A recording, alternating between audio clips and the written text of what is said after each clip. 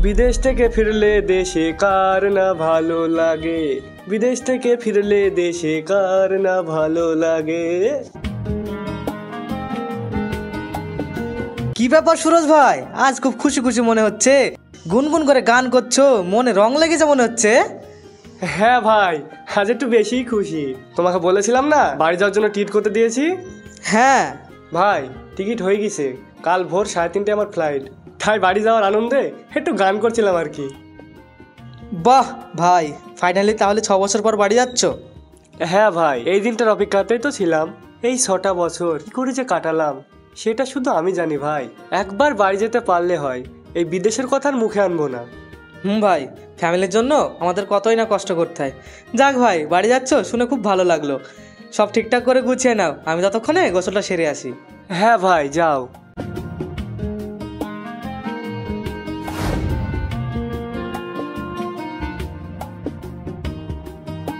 কাল খুব ভোরে উঠতে হবে, না হলে আবার ফ্লাইট মিস হয়ে যাবে। যাই ঘুমিয়ে পড়ি।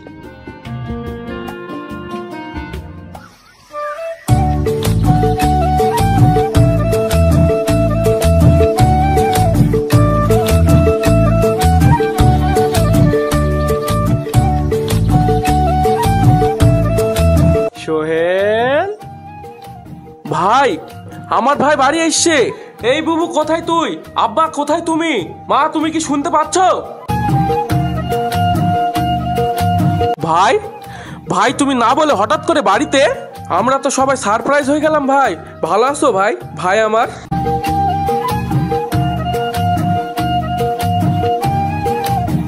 আব্বা, ভাই চলে এসেছে। কোথায় তুমি? তাড়াতাড়ি আসো, ভাই বাড়ি এসেছে।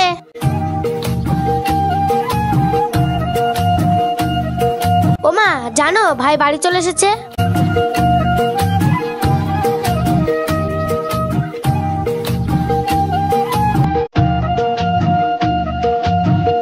কি, সুরজ বাড়ি এসেছে? আমার ছেলে বাড়ি এসেছে? বাপ, ভালো আছিস বাপ? এই তোর এতদিন পর আসার সময় হলো। তুই চলে যাওয়ার পরই তোর মা হঠাৎ করে প্যারালাইজড হয়ে গেল। তখন তো আর আসতে পারলি না। শরীরের কি হাল করেছিস? ভালো করে খাওয়া দাওয়া করিসনি বাপ? তুই বাড়ি আসবি, একটাবারও আমাদের বলবি না তোর জন্য একটু ভালো মন্দ ব্যবস্থা করব? শরীর তো আমার ঠিকই আছে আব্বা, এই তো আমি বাড়ি চলে এসেছি, এইটাই আমার কাছে অনেক। আরে তোরা এবার আমার হাতটা ছাড়, আমি কোথাও পালাচ্ছি না। এবার আমি একেবারেই চলে এসেছি, তোদের ছেড়ে কোথাও যাব না। দেখো তিনি আমার পাগল ভাই বোনের কাণ্ড, বাচ্চাদের মতো হাত ধরে আছে। আব্বা কই, আমার মা কই? মা শরীর কেমন আছে এখন? সবাই আছে। এ সোহেল, বাজারে যা, তাড়াতাড়ি আমার ছেলের জন্য দই মিষ্টি নিয়ে আয়। আমিও এইবারে যাচ্ছি, দুটো দেশি মোরগ আনবো। আমার ছেলে কতদিন দেশি খাবার খায়নি। বুড়ি, তুই রান্নাঘরে যা, আজ খুব সুন্দরভাবে রান্না করবি। আমার ছেলে 6 বছর পর বাড়ি এসেছে, খুব সুন্দরভাবে রান্না করে খাওয়াবি। আব্বা, তুমি কি বলছো? আমার বুঝি দরদ নয় আমার ভাইয়ের ওপর? আব্বা, তুমি মরক নিয়ে আসো, আমি এক্ষুনি রান্না করে দিচ্ছি। আরে তোমাদের কত ব্যস্ত হতে হবে না, বাড়ি এসেছি, আগে মার সাথে দেখা করি, একটু রেস্ট করি, তারপরে খাওয়া দাওয়া হবে। হ্যাঁ বাপ, হ্যাঁ, তোর মা ওইখানে শুয়ে আছে, তুই যা, আমি মোরগ নিয়ে আসি, তারপর সবাই মিলে আমরা একসঙ্গে বসে খাবো। সোহেল, নে তোর ভাইয়ের ব্যাগটা নামিয়ে নে।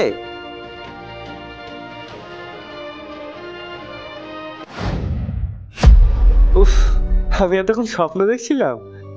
এতদিন পর বাড়ি যাব, এটুক আদর তো বাড়ির লোক করবেই। কটা বাজে এখন? এ বাবা, সময় হয়ে গেছে তো। যাই, ফ্রেশ হইনি, নাহলে আবার ফ্লাইটটা মিস করব।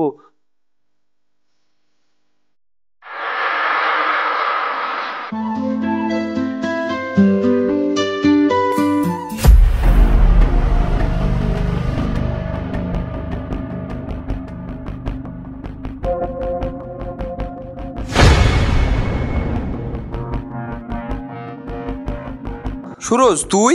হ্যাঁ চাচা, আমি। ভালো আছো? সুরজ তুই এই সময় হঠাৎ করে বাড়িতে? কি ব্যাপার, আমাকে দেখে কেউ খুশি না, কেউ হাসছে না, সবাই মুখ কেন ভার করে আছে? হ্যাঁ আব্বা, আমি হঠাৎ করে বাড়ি চলে আসলাম, কিন্তু বাড়িতে এত লোকজন কেন? কারো কোনো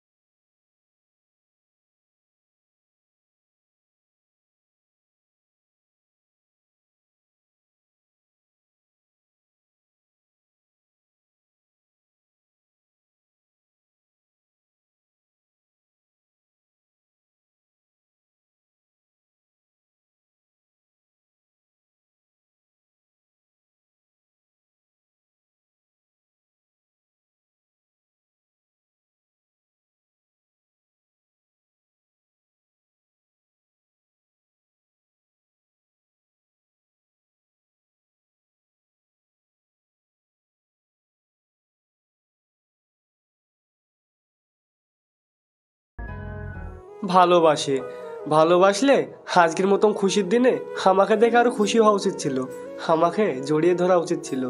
অথচ দেখো, খুশি না হয়ে তাদের আরো খারাপ লাগছে। খারাপ লাগবেই বা না কেন, তাদের টাকা কামানো মেশিনটা যে বাড়ি চলে এসেছে। আজকের মতন খুশির দিনে যদি আমি বাড়ি না এসে টাকা পাঠিয়ে দিতাম, তাহলে আমার আব্বা, ভাই, বোন সবাই বেশি খুশি হতো, সবার ভালো লাগতো। বেশ, আমি এই দেশের ছেলে হয়ে যদি আমার জন্য এই দেশে কোনো কাজ কামই না থাকে, তাহলে আমি বিদেশে চলে যাচ্ছি। আর জীবনে আমি এদেশে ফিরবো না, আর এদেশে আমার কোনো বাড়ি ঘর আছে বলেও ভাববো না। ভাই এই নাও পানি। আরে ভয় নেই, ভয় নেই। আমি সম্পর্ক বিচ্ছিন্ন করছি মানে মনের সম্পর্ক, টাকা পয়সার সম্পর্ক ঠিক থাকবে আব্বা, তোমার কোনো চিন্তা নেই। আমি প্রতি মাসে মাসে টাকা পাঠিয়ে দেব।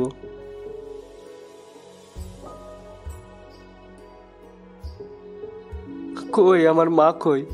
আমি আমার হতভাগিনী মাটাকে একবার দেখতে চাই। আয় আমার সঙ্গে।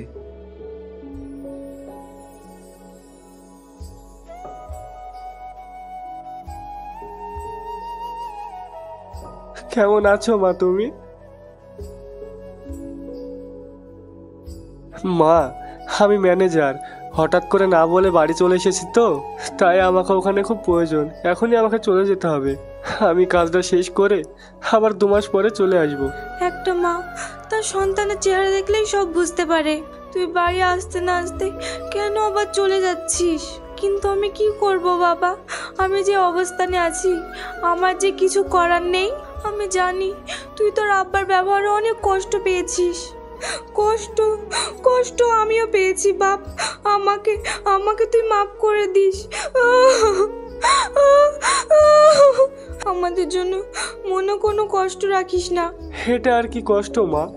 আমার বাপ, ভাই, বোন, তুমি সবাই তো আমার আপন লোক মা। সব থেকে কষ্ট পেয়েছি তো মা আমি ওই জায়গায়। সারাদিন ছাগল ভেড়া উঠ চড়াতাম মা, বিশাল মরুভূমি মা।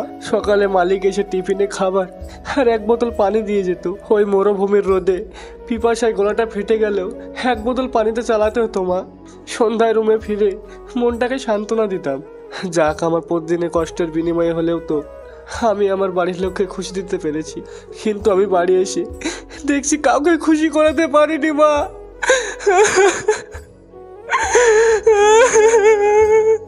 বুঝি রে বাপ, আমি তোর সব কষ্ট বুঝি। আমাকে এখন যেতে হবে মা। যাওয়ার আগে এই পাগলটার মাথায় একটু হাত বুলিয়ে দিবা।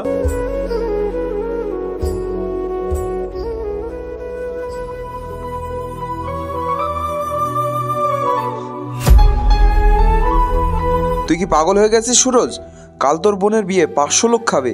এখন তুই কোথায় যাচ্ছিস? এই নে পানি খেয়ে নে। না চাচা, হে পানি আমি খাবো না। হে পানি আমার জন্য নয়।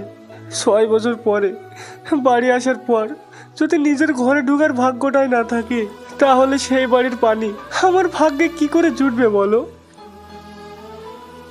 সুরজ দাঁড়া, কাল তোর বোনের বিয়ে।